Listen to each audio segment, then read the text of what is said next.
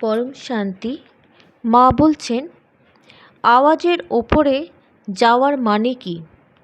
আওয়াজের ওপরে বেহাদের শক্তি মানে দাদাজির শক্তির খাজানা আছে। বায়ুমণ্ডলেও চুম্বকীয় পাওয়ার আছে, শক্তি এনার্জি আছে, পরশ আছে। বাপুজিকে মানে দাদাজিকে পরশনাথ বলে। পরশকে ছুলে আত্মা সোনা হয়ে যায়। এমন আত্মা এখন আত্মারা সব পাথরের মতো হয়ে গেছে। আর এই পাথরকেই পরশ কেবল বাপুজি মানে দাদাজি করতে পারে। পাথর বুদ্ধি থেকে পরশ বুদ্ধি তৈরি করছে দাদাজি। দাদাজির সাথে কানেকশান জুড়ে নিলেই পরশ হয়ে যাবে। আমাদের পরশ বুদ্ধি হয়ে যাব আমরা।